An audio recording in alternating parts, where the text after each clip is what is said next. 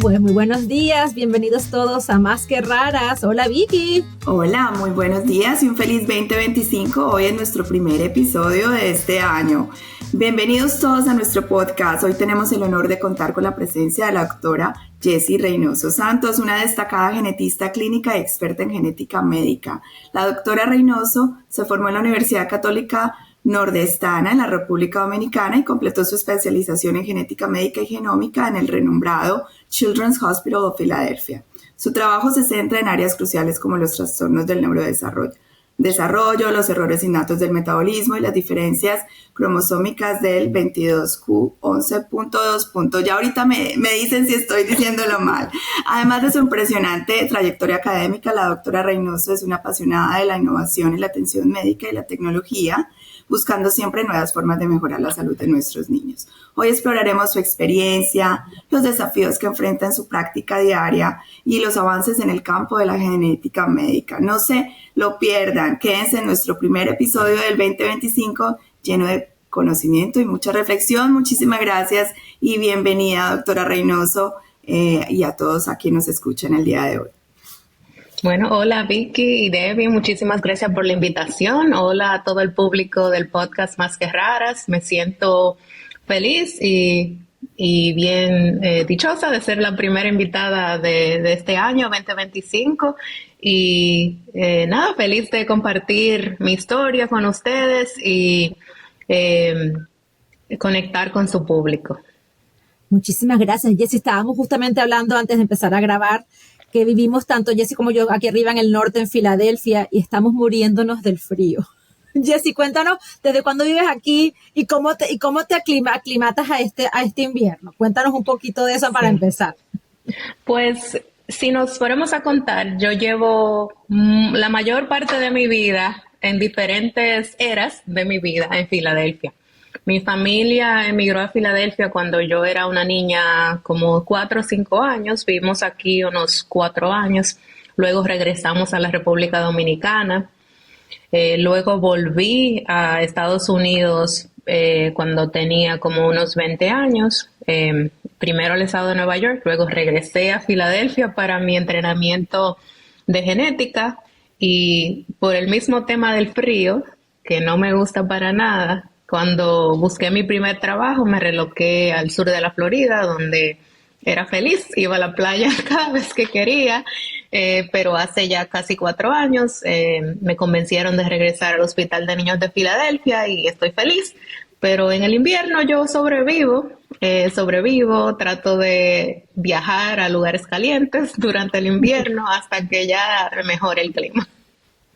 Entonces te llama de vuelta al norte, no lo puedes evitar. Ya estoy convencida de que aquí es mi hogar, que aquí pertenezco. Es la tercera vez, la tercera es la vencida. La tercera es la vencida. Yo también sobrevivo, tampoco. Yo tengo 32 años que me fui de Venezuela y siento que me fui ayer. Cuando los niños, mis hijos les encanta la nieve y son felices y yo sufro porque no me gusta ni siquiera cuando hace un poquito de frío, así que te entiendo perfectamente. También viví en Florida, pero también prefiero vivir en el norte. Vicky, tienes que mudarte para arriba con nosotros. No, yo creo que no me van a convencer. Estoy muy cerca. Equipo de apoyo. Estoy muy cerquita a Colombia, por aquí me quedo, pero de todas maneras, cuando quieran venirse de escapada de ese invierno, aquí saben dónde estamos. Bueno, pues doctora, cuéntanos un poco de cómo entras a estudiar medicina. Bueno, hay muchas veces que he contado esta historia. Yo supe bien temprano que quería trabajar en genética. ¿Ah?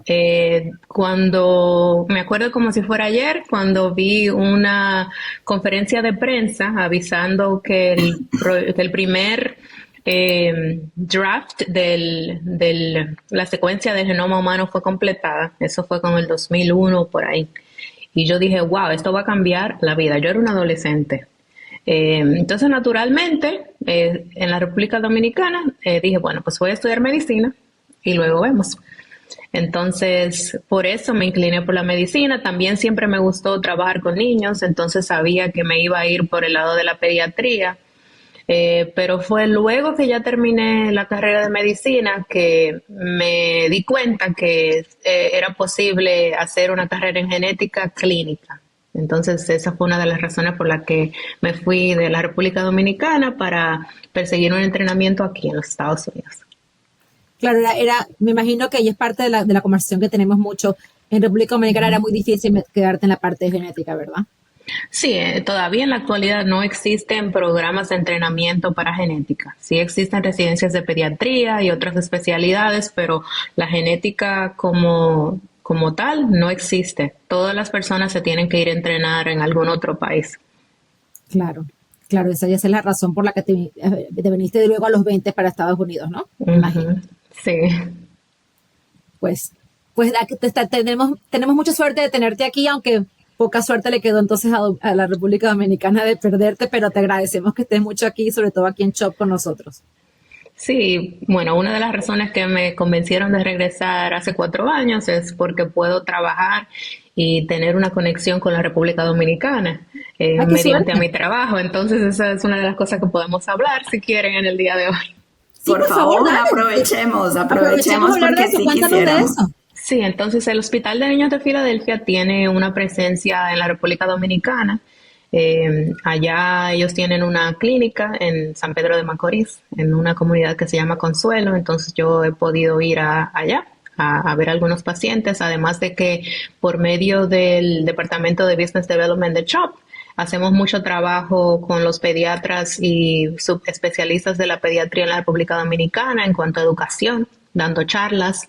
Recientemente en noviembre organizamos una conferencia con muchos pediatras, subespecialistas y estudiantes de medicina, residentes, en donde yo di uno de los temas. También habían otras colegas del Hospital de Niños de Filadelfia. Entonces, por lo menos una vez al año, yo voy a la República Dominicana a hacer algún tipo de actividad. Ya vuelvo otra vez en abril a dar una charla en la ciudad de Santiago, en la universidad. Entonces, ahí sigo manteniendo esa conexión y por lo menos siento que, aunque no vivo en mi país, puedo contribuir de alguna manera. ¿Y qué temas específicamente hablas? La mayoría de los temas en este momento se enfocan en educar a los pediatras acerca de las enfermedades raras, sobre todo las enfermedades genéticas, cómo diagnosticarlas, cómo identificarlas, de hacerles entender que porque una condición sea genética no significa que no hay tratamiento. Hay varias condiciones genéticas que tienen tratamiento, sobre todo los trastornos innatos del metabolismo. Una de las charlas que he dado es cómo identificar los pacientes que están teniendo una emergencia o crisis metabólica, cómo estabilizar a esos pacientes. Más recientemente di una charla acerca del tamizaje neonatal, que es algo que en la República Dominicana sí existe, no existe como un programa estatal establecido como en los Estados Unidos todavía, pero sí es una opción que muchos pacientes tienen la oportunidad de mandar. Entonces es importante que los pediatras sepan cómo lidiar cuando tienen un tamizaje neonatal anormal, qué hacer. Entonces esa fue una de las charlas que dimos ahora. Y en abril todavía no he decidido de qué voy a hablar, pero siempre es un tema de interés para los pediatras generales y subespecialistas de la pediatría. Claro, y sobre todo que uno de los mayores retos también en República Dominicana es el acceso a las pruebas genéticas, especialmente para aquellas enfermedades, encefalopatías epilépticas y el neurodesarrollo que no tienen forma fácil de decirlo clínicamente. En ese sentido, ¿tú crees que hay algunas opciones, algunas herramientas que de pronto los médicos también puedan tener, o simplemente sigue siendo una de las grandes barreras del acceso Sí, hay una gran barrera. La principal barrera en este momento es el costo, porque como todos sabemos las pruebas genéticas son muy costosas. En la República Dominicana y en otros países de Latinoamérica sí existe la capacidad de mandar a hacer esas pruebas al exterior. Pero entonces muchos de los pacientes no pueden costearla, muchos de los seguros médicos no las cubren. Entonces en este momento la principal barrera es el costo, también el hecho de que muchos médicos todavía no se sienten muy cómodos en cuanto a qué prueba voy a mandar, si me sale anormal, cómo la voy a interpretar. Entonces por eso uno de mis intereses es la educación. Maravilloso. Tratar de educar a los médicos, sobre todo de los países de Latinoamérica, porque el español es mi primera lengua y yo soy latinoamericana, en cuanto a que se sientan más cómodos. No solamente pensando que un paciente puede tener una condición genética, contactando la persona que puede ayudarlos, porque en la mayoría de los países sí hay por lo menos una persona que hace genética. En República Dominicana en este momento hay 3 genetistas, entonces las cosas siguen cambiando. Cada año que yo voy veo estudiantes más interesados. Ahora mismo yo tengo una relación de mentoría con una chica que va a hacer genética.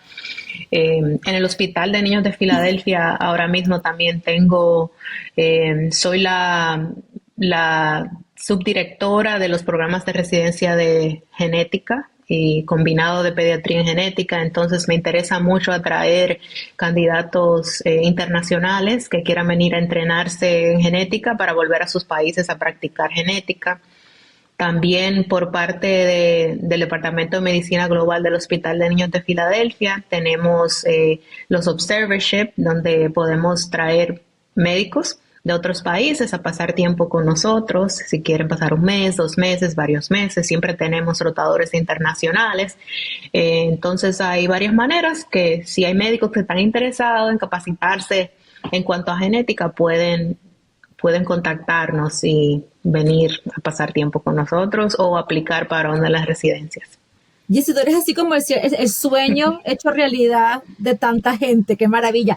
Jessy, ¿será posible que nos mandes luego para ponerlo información en este episodio, información sobre eso, sobre los Claro internships? que sí. Porque Sí, nos sí. encantaría compartir eso. Habrá mucha gente que está muy interesada en esa parte. Y para aquellos que nos escuchan, porque siempre, y me encanta la parte de educación, ¿verdad? Porque eso es lo que realmente necesitamos. Mucha gente tiene mucho miedo, como estás diciendo tú, no solo a nivel del médico, pero también a nivel de paciente, de conseguir un diagnóstico genético. ¿Les podrías dar una mini educación de por qué es importante tener un diagnóstico genético al momento de conseguir tratamientos para las enfermedades raras? Claro que sí, y se entiende por qué está el miedo, sobre todo desde el punto de vista de los padres. Lo que una mamá o un papá nunca quiere escuchar es que tu niño tiene una condición rara, donde no hay tratamiento, donde no hay muchas intervenciones que se puedan hacer para ayudar a tu hijo. Entonces, la mayoría de las personas cuando escucha la palabra genética, inmediatamente piensa, no hay cura, es complicado, es difícil, entonces entiendo que haya mucho miedo y ansiedad. Pero en la actualidad, yo siempre digo lo mismo todos los años, que siempre es el mejor tiempo de ser geneticista. Es el momento mejor de ser geneticista y una de las cosas que me da más felicidad es saber que hay muchos tratamientos que se están creando, que se están investigando. Entonces, una de las principales motivaciones es si hay una condición genética tratable, lo ideal es identificarla a tiempo para poder intervenir a tiempo antes de que empiecen las complicaciones. Entonces, ese siempre es una de las principales razones. Pero inclusive en aquellas condiciones donde en este momento no hay tratamiento, de repente quizá hay una persona que está haciendo un proyecto de investigación o por lo menos está tratando de estudiar la condición para entender mejor estos pacientes, la patofisiología. En algunos casos quizá no existe eso, pero la pareja es una pareja que quiere tener más niños, entonces quieren saber cuál es el patrón de herencia, si es una condición que se puede, que hay recurrencia, cuál es el riesgo de recurrencia. Entonces, al tener un diagnóstico genético molecular, es algo que podemos darles información a la familia y discutir con ellos cuáles son sus opciones en cuanto a reproducción. Porque hay algunas familias donde se identifica que hay un niño o niña afectado por una condición genética, sobre todo si los padres son portadores, pueden decidir tener sus niños mediante fertilización in vitro. y hacer pruebas genéticas antes de la implantación, o en el caso de que eso no sea de interés para la familia, por lo menos estar preparados para cuando el niño o la niña vaya a nacer, que nazca en un centro adecuado, donde se le puedan dar todos los cuidados y empezar el tratamiento a tiempo para ellos, donde hay tratamiento o intervenciones que pueden ayudar con la condición. Entonces, otro de los valores es que en muchos casos, aunque las condiciones son raras, hay una comunidad, hay grupos de apoyo, los padres pueden sentirse un poquito más apoyados, porque sí puede sentirse muy aislante tener un niño con una condición rara. Entonces, tener ese apoyo no solamente de tus médicos, el equipo médico, pero de otras personas, padres y madres, que estén pasando o hayan pasado por lo mismo que tú, es invaluable. Entonces sí vale la pena, aunque sea una condición que en este momento no tenga tratamiento o intervención efectiva, por lo menos darle a la familia la oportunidad de pertenecer a una comunidad, y eso tiene su valor. Pues muchas razones aquí les oyeron, muchas razones por las cuales es importante. Totalmente de acuerdo, totalmente de acuerdo. Especialmente porque la comunidad, hablando desde el punto de vista de organización de pacientes y de líder como organización de pacientes, es recibir a esas familias y darle también herramientas de soporte en temas de duelo, en temas de aceptación, en temas de acompañamiento, en temas de educación, en de empoderamiento y de liderazgo, como una gran manera de que las familias también pueden crear abogacía por sus seres queridos. Entonces, estoy de acuerdo contigo que la educación tiene que empezar no solo desde los mismos especialistas per se, en hablar sobre las enfermedades como tal y entender y poder diagnosticar, porque no se diagnostica lo que no se conoce, pero también desde las familias, entender también que no necesariamente genético significa hereditario, sino que también hay una diferencia entre ciertas cosas que son hereditarias y otras genéticas, y también cómo esas mismas familias pueden impulsar también el desarrollo de terapias, como lo hacen muchas de esas organizaciones grandes de pacientes que cambian un poco la ruta de los pacientes. Bueno, entremos un poco frente a esa investigación específica que haces de la 22q. Háblanos un poco de esta patología y por qué es relevante. Sí, bueno, que quiero aclarar que en este momento no estoy haciendo investigación del síndrome de la acción del 22q, pero esto fue algo que fue una gran parte de mi carrera cuando estaba en la Florida. Esta condición es una condición que es uno de los problemas de cromosomas más común que existe. Se debe a que hay una pequeña piececita del cromosoma 22 que está ausente o borrado, por eso usamos la palabra delección. Y en esta piececita, el cromosoma 22, hay muchas instrucciones importantes para formar varios órganos y sistemas del cuerpo, como el corazón, también el sistema inmune, también es muy importante para el desarrollo de las neuronas y varias estructuras del cuerpo. Entonces, como tal, es una condición que afecta a varios órganos y sistemas del cuerpo. En el pasado se le ha dado varios nombres. Uno de los nombres que se utilizaba más es el síndrome de DiGeorge, por el doctor que casualmente era un doctor de aquí, de la ciudad de Filadelfia, del otro hospital de niños de San Chris, que descubrió un grupo de niños que tenía problemas inmunes, problemas con el calcio bajo, problemas cardíacos, entonces se le nombró el síndrome de DiGeorge. No fue hasta unos años más tarde donde unas doctoras de aquí, del Hospital de Niños de Filadelfia, descubrieron que estos niños que el doctor DiGeorge había descrito, le faltaba una piececita al cromosoma 22, entonces hoy día el nombre más aceptado es el síndrome de la delección del cromosoma 22. Y aquí en el Hospital de Filadelfia, donde yo me entrené, tuve expuesta a todos esos pacientes y ver cómo se atendían de manera multidisciplinaria. Entonces, luego, en mi primer trabajo, yo trabajaba en el Hospital de Niños Joe DiMaggio, en el sur de la Florida. Entonces, empecé a ver muchos de esos pacientes No había una clínica establecida, entonces creamos una clínica multidisciplinaria para los niños con la deleción del cromosoma 22. Esta clínica todavía existe, muy exitosa. Una de mis colegas, la doctora Hani Ale, es que la líder y directora de la clínica en este momento. Y ahora, al volver al Hospital de Niños de Filadelfia, sí veo algunos de esos pacientes, pero tengo muchas otras responsabilidades que me ocupan mi tiempo, entonces no formo parte del equipo en este momento. Entonces, cuéntanos en qué enfermedad te estás especializando en estos momentos, también haces investigación. Sí, en este momento, en cuanto a mis intereses clínicos en el Hospital de Niños de Filadelfia, estoy enfocada en los trastornos del neurodesarrollo. Veo muchos niños diagnosticados con autismo, muchos niños con cualquier retraso del desarrollo. También en mi clínica de genética general me enfoco en la obesidad temprana y esos dos son mis enfoques, pero también yo hago trastornos innatos del metabolismo, enfermedades metabólicas. En mi práctica de metabolismo estoy enfocada en los trastornos metabólicos de intoxicación, como los trastornos del ciclo de la urea, las acidemias orgánicas, los trastornos de la oxidación de ácidos grasos. Trato de ver muchos de los pacientes de habla hispana, porque uno de mis intereses es que estos pacientes que son, en muchos casos, no tienen mucha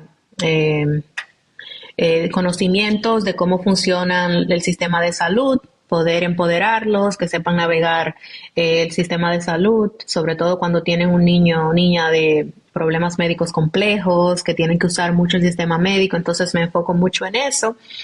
Y en cuanto a investigación, en este momento tengo un poquito de mi tiempo dedicado a los ensayos clínicos o clinical trials de estas mismas condiciones. O sea, estás realmente ocupada. Sí, exactamente. Entonces, por esa razón, en este momento no formo parte del equipo del 22Q, que es uno de los más grandes del mundo aquí en el Hospital de Niños de Filadelfia, pero de vez en cuando sí me toca ver un paciente y todo eso. Pero tengo ya otros enfoques, me siento muy feliz con lo que estoy haciendo. Lo de los ensayos clínicos es algo que espero en el futuro poder dedicar un poquito más de tiempo y de tratar de avanzar el acceso de estos ensayos clínicos a pacientes internacionales, que en este momento es un poquito más limitado. Porque esa era la pregunta que te quería hacer con respecto a los ensayos clínicos y ese bajo porcentaje de participación de minorías como son nuestra comunidad hispana.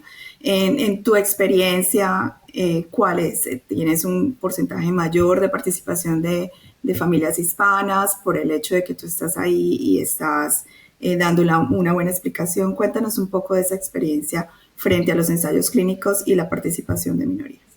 Sí, tenemos los mismos problemas que tienen todas las otras instituciones. No he hecho un estudio de los números totalmente porque, como te imaginas, son condiciones raras. Entonces, ya de base, los pacientes que califican para estos ensayos clínicos son pocos.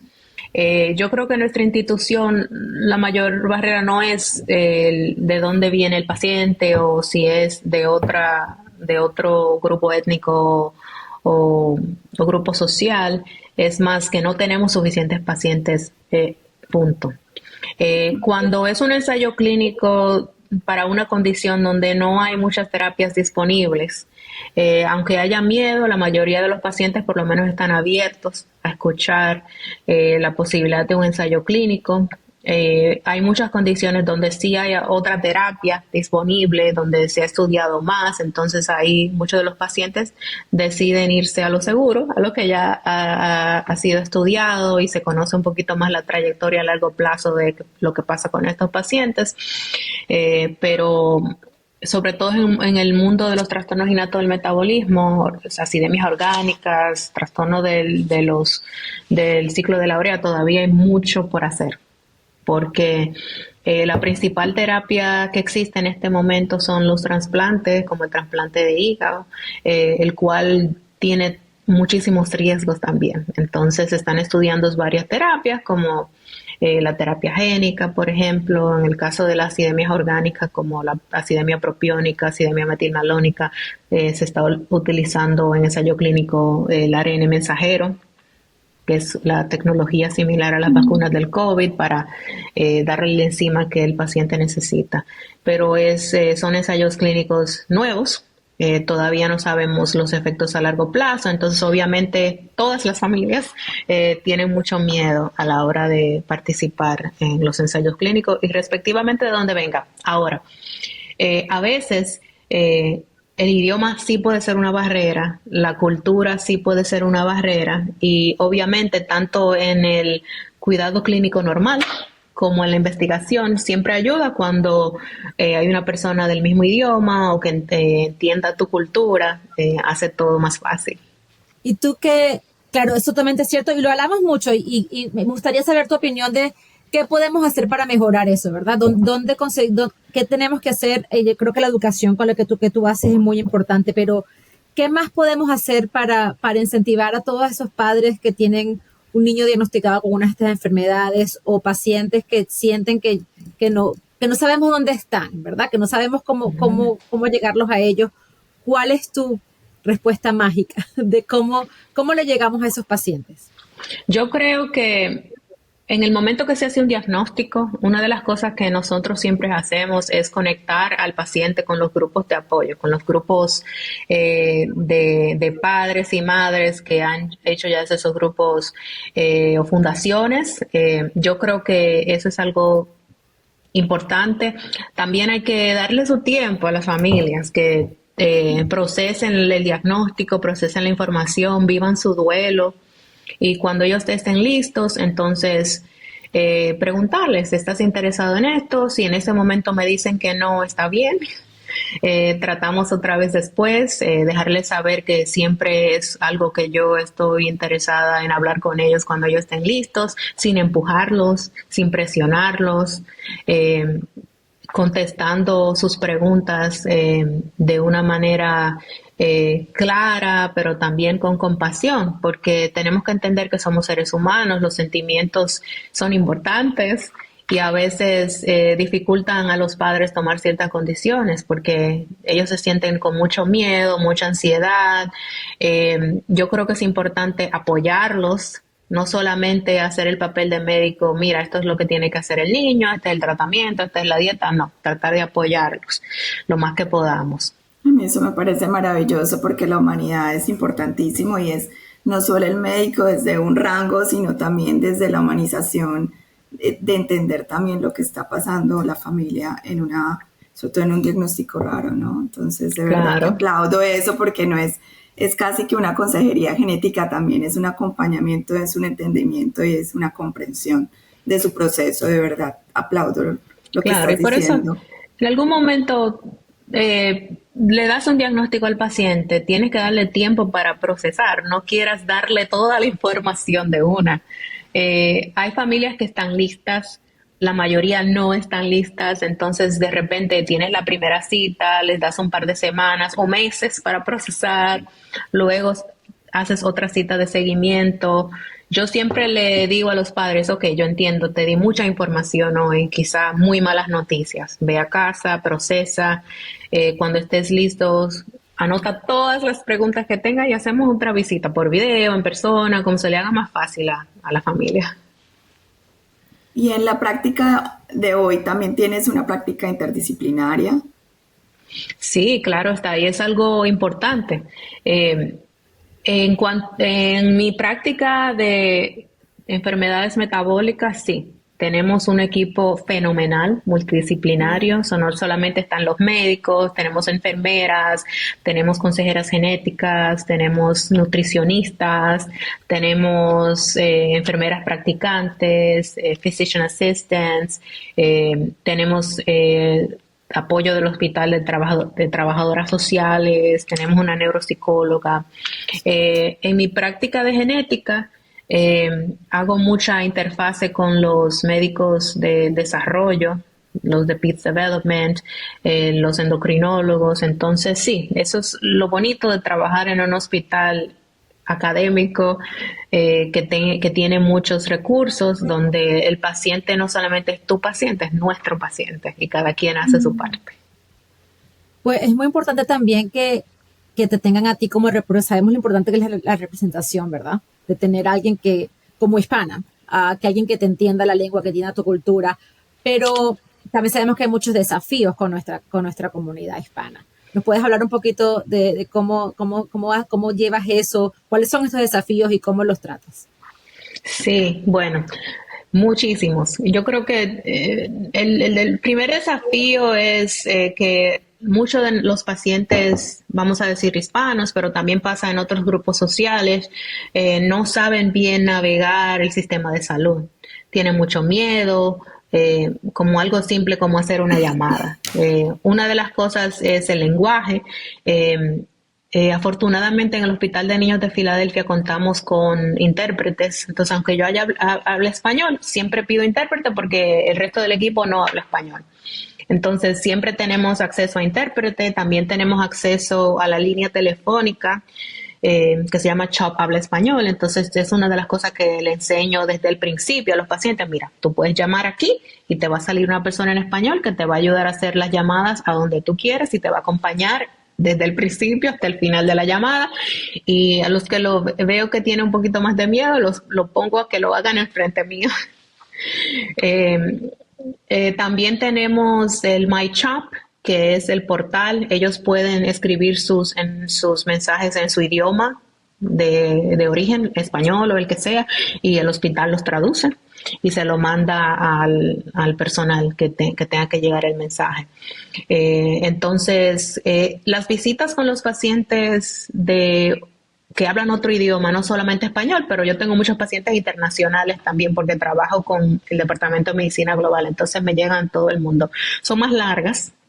Tienes que tomarte tu tiempo porque no solamente es hablarle de la condición, mucha educación acerca de cómo utilizar los recursos, cuáles son las personas que están parte del equipo, cuál es su función, cómo hacerla. Me toca hacerlo más de una vez y eso no importa.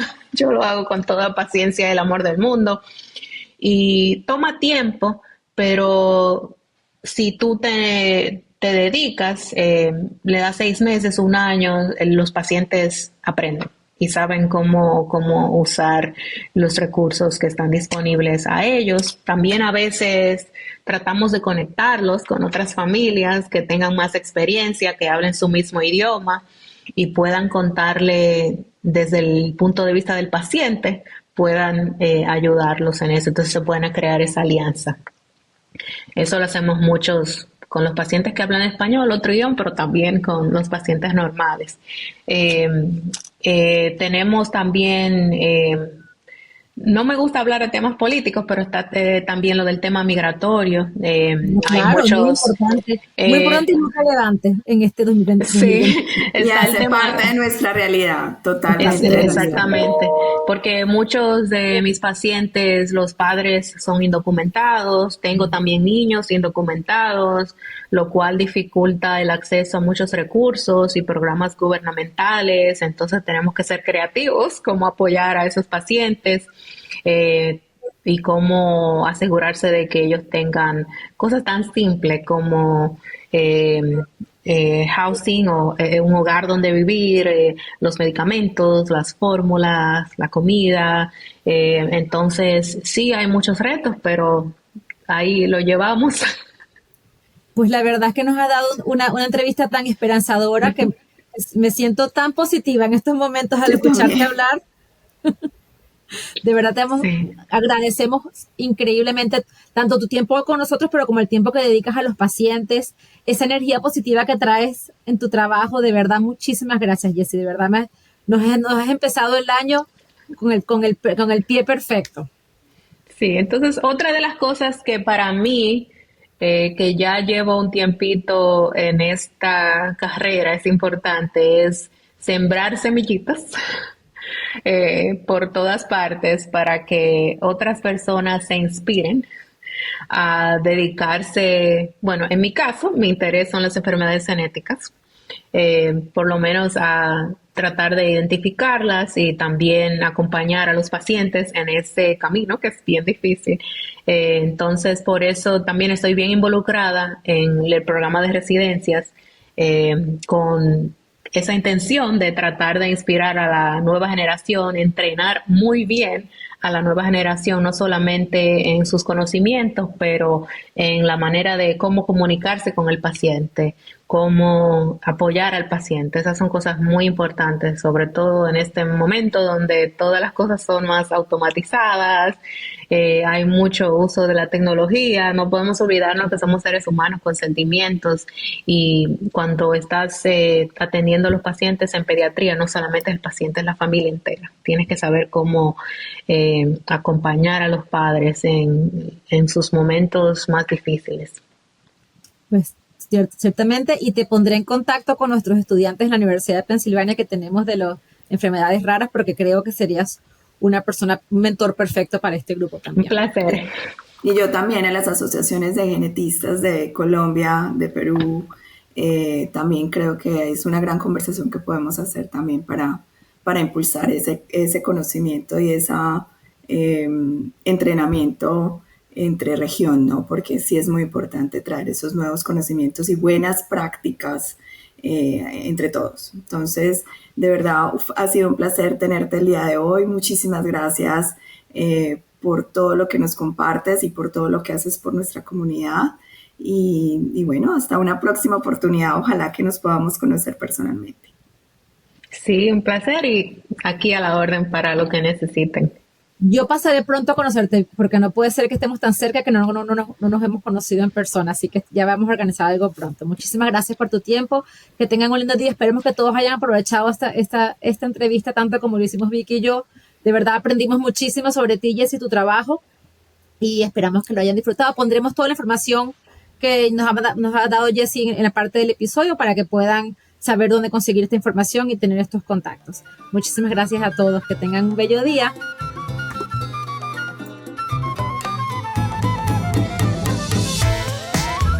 Más que Raras es presentado por Vicky Arteaga y David Requesens, producido por Bloodstream Media. Si estás interesado en ser parte de nuestros anuncios y publicidad, envía un correo electrónico a advertising@bloodstreammedia.com. Nos vemos el próximo mes con otro episodio.